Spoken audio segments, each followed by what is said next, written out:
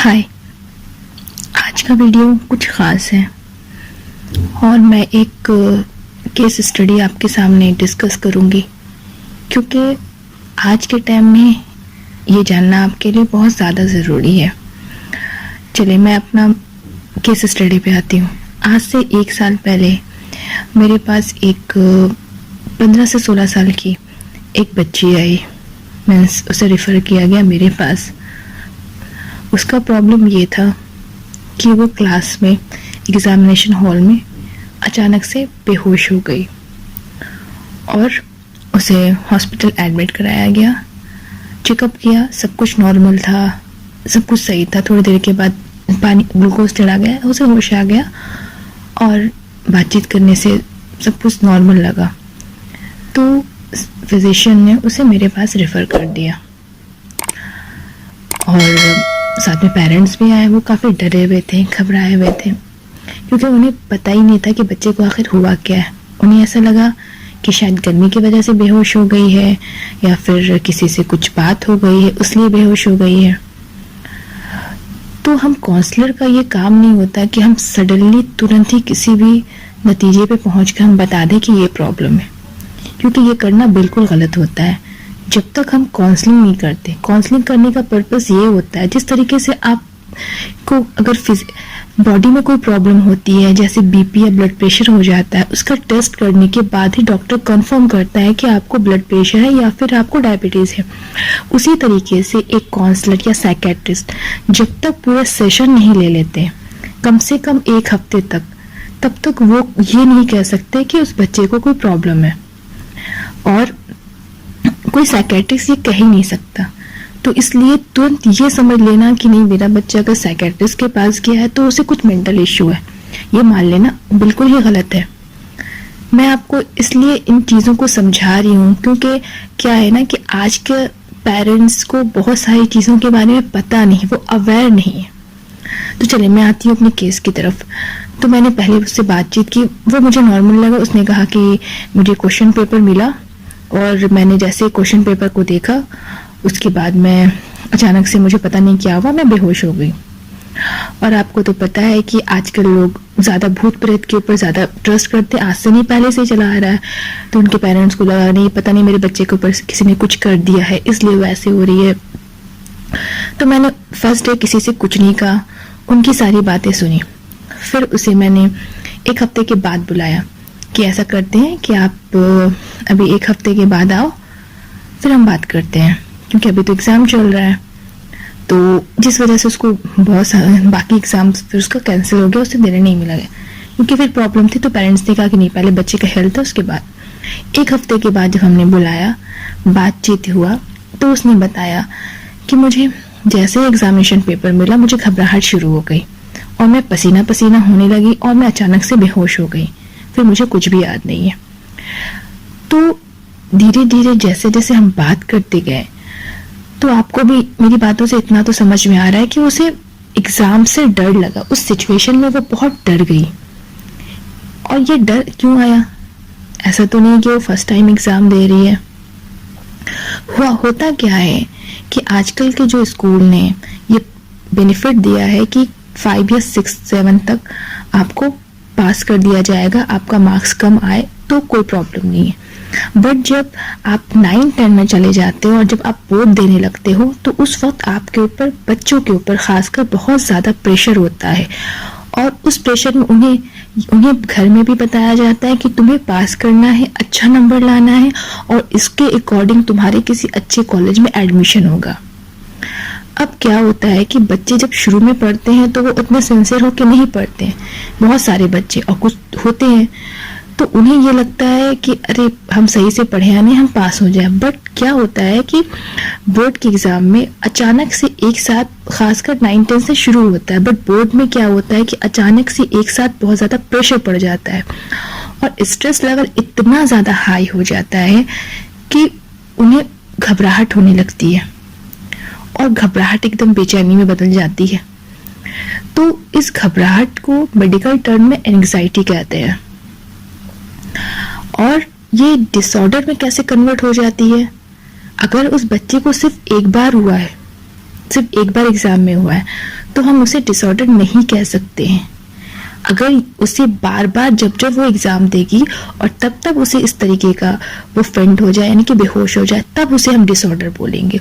और किसी भी बीमारी को डिसऑर्डर बोलने के लिए हम ऐसे नहीं बोल सकते जब तक उसको वो 1 महीने तक, कम से कम 1 महीने तक और ज्यादा से ज्यादा 6 महीने तक उसमें वो सिम्टम्स नजर आएंगे, तभी उसे हम एंग्जाइटी डिसऑर्डर बोलते हैं। तो फिर मैंने उस बच्चे का सेशन लेना शुरू किया और मेन कॉज ये था कि उसे घबराहट होती थी। मतलब जैसे वो क्वेश्चन पेपर देखती थी उसका घबराहट शुरू हो गया और उसकी वजह से वो बेहोश हो गई। अब अभी उसके पास आगे का बहुत सारा टाइम था, ऐसे वो बिल्कुल नॉर्मल रहती थी, क्लास में उसका परफॉर्मेंस भी अच्छा था, ट्यूशन में भी परफॉर्मेंस अच्छा था, बट एग्जामिनेशन हॉल में ही उसका ये हो रहा था कि वो उसके पेरेंट्स का कहना था कि सब पढ़ के जाती है लेकिन वो बेहोश हो जाती है वहां जाके। और उसके बाद वो एग्जाम तो उसमें उसको ऐसे पास कर दिया गया। नेक्स्ट टाइम क्योंकि काउंसलिंग हमारी चल ही रही थी तो एक उसको फिर मेडिसिन दिया गया कुछ, ताकि उसका माइंड रेस्ट हो। जो आपको इस टाइम जो मेडिसिन दिया जाता है वो उसमें आपका ट्रीटमेंट नहीं शुरू किया जाता है, वो रिलैक्स होने के लिए मेडिसिन दिया जाता है, नींद अच्छी आए, रिलैक्स हो जाए। क्योंकि कोई भी साइकेट्रिस्ट तुरंत नहीं बोल सकता ना कि आपको कोई डिसऑर्डर है और आप ये मेडिसिन लो आप तुरंत ठीक हो जाओगे, ऐसा नहीं होता है। और कोई भी डिसऑर्डर ठीक होने के लिए काउंसलिंग बहुत बड़ा हाथ है, क्योंकि दवाई 50% है, 50% काउंसलिंग। क्योंकि जब तक आप प्रॉब्लम की तह में नहीं जाओगे तो उसको सॉल्व नहीं कर पा सकते। अगर मैं आपको बोलूं कि मैंने उसे ये सॉल्यूशन बोला और ठीक हो गया है तो ये गलत होगा, क्योंकि घबराहट इतनी आसानी से नहीं जाती है। और घबराहट एक आम बात है, आप भी कहीं जाते होंगे एग्जामिनेशन में मैक्सिमम लोगों को घबराहट होती, मुझे भी होती थी। लेकिन उस घबराहट की वजह से अगर आप कुछ क्वेश्चंस भूल रहे हैं, कुछ भूल जा रहे हो, तो समझ में आता है कि घबराहट की वजह से भूल रहे हो, बट वो थोड़े टाइम के बाद आपको याद आना शुरू होता है। बट जब आप बेहोश हो जाते हो तो इसका मतलब है कि उस घबराहट को आपने अपने ऊपर बहुत ज्यादा हावी कर लिया है। तो इस तरीके से उसको ये प्रॉब्लम हुई। ठीक है, मैं अभी इस वीडियो को यहीं पे अधूरा छोड़ रही हूँ क्योंकि मैं नेक्स्ट सेशन में आपको एंग्जाइटी के मेन बारे में बताना चाहती हूँ कि एंग्जाइटी क्या होता है, स्ट्रेस क्या होता है और फिर यानी कि डर क्या होता है। ये सारी चीजें एक दूसरे से मिलती जुलती हैं, बट ये सारी चीजें डिसऑर्डर में कैसे कन्वर्ट होती है ये मैं आपको बताऊंगी। मेरा ये वीडियो बनाने का पर्पस आपको कोई स्टोरी सुनाना नहीं है, क्योंकि आप YouTube में बहुत सारी स्टोरी सुनते होंगे। मेरा ये पर्पस ये है कि मैं आपको अवेयर करूं कि अगर आपके बच्चों के साथ ये सिचुएशन आती है तो आप उस सिचुएशन को समझें। बहुत सारी जगह में क्या है कि कोई साइकेट्रिस्ट अवेलेबल नहीं होता है या आपको खुद ही नहीं नॉलेज है, और बहुत सारे तो सही होते भी नहीं है, प्रोफेशनल होते ही नहीं है। तो आपको मेरा नॉलेज देने का पर्पस ये है कि अगर आप उसके सिम्टम्स आपको पता हो कि क्या घबराहट है या फिर वो डिसऑर्डर की तरफ जा रहा है, तो उस पर आप खुद ही काम कर सकते हैं, आपको किसी काउंसलर की जरूरत भी नहीं पड़ेगी। तो क्योंकि कोई भी बीमारी अगर स्टार्टिंग में पकड़ा जाए और उसका इलाज वहीं पे शुरू कर दिया जाए तो वो बीमारी वहीं पे खत्म हो जाती है। लेकिन अगर आपको नॉलेज ही नहीं है, वो दिन ब दिन वो बढ़ते जाएगा और उस बच्चे की लाइफ में बहुत सारी प्रॉब्लम हो जाएगी। यहाँ तो मैंने आपको सिर्फ एक बच्चे का केस बताया है, यहाँ बड़ों को एंग्जाइटी होती है। बहुत सारे यंग हैं जो इंटरव्यू देने के लिए जाते हैं, पसीना पसीना हो जाते हैं, एकदम हाँफने लगते हैं, किसी को ऊंचाई से डर लगने लगता है। अब मान लो नॉर्मल सीढ़ी का चढ़ रहा, उसको वहां से घबराहट होने लगती है। तो हर तरह की घबराहट और डर होता है, ऐसा नहीं है। बट अगर कुछ रियल सिचुएशन में कि जिस सिचुएशन में आपको कुछ रियल सिचुएशन उसमें समझ में आता है कि आपको घबराहट या डर लग रहा है, बट हर सिचुएशन में आप घबराते हो, वो एक नॉर्मल चीज है। बट उसका रिएक्शन कुछ अलग तरीके से आए, आपको आपकी लाइफ को वो इफेक्ट करे, ठीक है, तो वो सही नहीं है। मैं एंग्जाइटी यानी घबराहट को तब तक सही बोलूंगी जब तक वो आपकी लाइफ को इफेक्ट नहीं कर रहा है। अगर थोड़ी देर की घबराहट है वो ठीक हो जाती, कोई प्रॉब्लम नहीं है। बट अगर वो घबराहट बार बार होती है और उससे आप इफेक्टेड हो रहे हो, आपकी लाइफ इफेक्टेड हो रही है, तो प्रॉब्लम है। मैं यहाँ किसी भी डिसऑर्डर की तरफ नहीं जा रही, मैं ना तो एंग्जाइटी डिसऑर्डर की मैं बात ही नहीं कर रही, मैं आपको मेन कॉज बता रही हूँ। और नेक्स्ट वीडियो में मैं आपको एंग्जाइटी के बारे में पूरा डिटेल बताऊंगी।